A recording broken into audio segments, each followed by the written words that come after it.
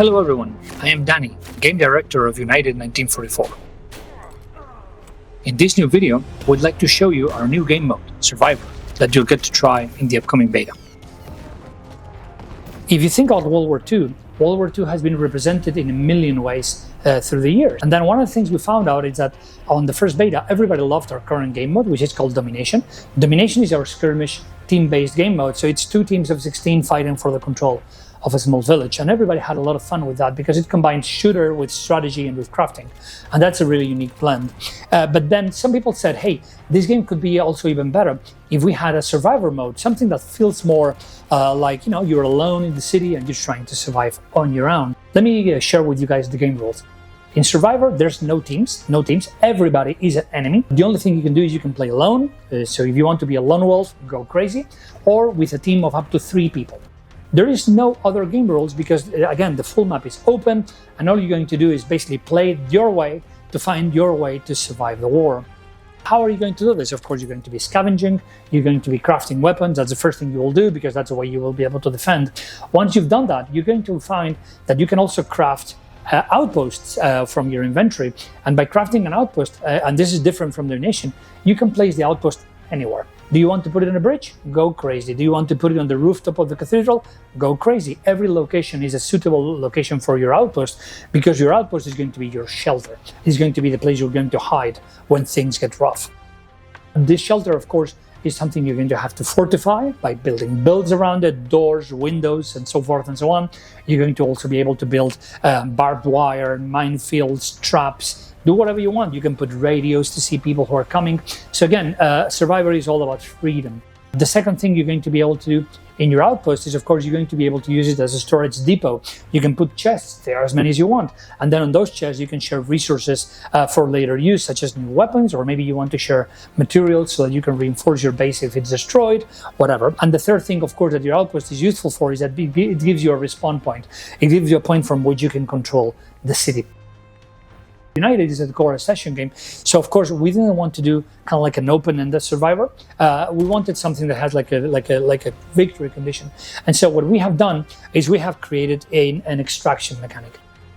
Scattered through the village, you're going to encounter treasures. You know, you've seen that kind of situation in films like Monuments Men with George Clooney, and then with those treasures, you're going to be able to take them to your base, and then using a specific flare, a treasure flare, you're going to be able to call an airlift to actually take those treasures away. And those treasures are very important for a reason, which is in the future, they will contribute to the meta of the game. You know that Survivor is a game you will be able to customize your character with skins, weapon skins, new knives, new backpacks, etc. And so those things are going to be unlocked by the money that you earn by finishing Survivor sessions and capturing treasures.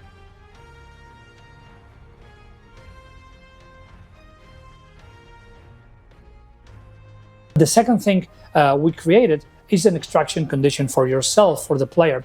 You know that we have a skill tree, so by the time you reach level 10, you're going to have one more thing you can craft, which is the extraction flare.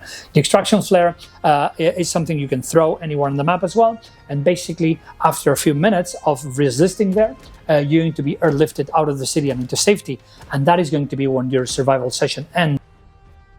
One final twist that we gave to the extraction system is that scattered on the city, you're also going to encounter books, and those books are blueprints for skills.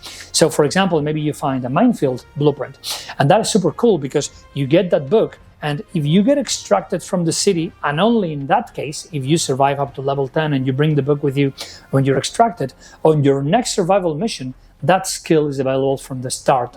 So again, Survivor is a big change for us. We think Survivor and Domination work very well side by side. We have playtested this internally and with some friends, and we think both modes have a reason to exist. It's not like we prefer one or the other. We think in the same weekend, you'll play maybe a few rounds of Domination because we want the adrenaline rush of a battle, and then you will maybe do Survival, which gives you a complete different experience. Again, Survival, along with all the other features that I announced today, are going to be available on our next beta, which is just a few days away. that completes my presentation today. Again, there's a lot of things that we are very excited to share with you guys just a few days away.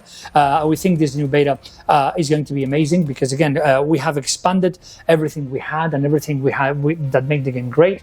We have created new things and we have fixed lots of things that we found by talking to you guys. And that's all for now. Again, see you on the front lines in a few days. I hope we had a lot of fun and we keep developing this amazing game together.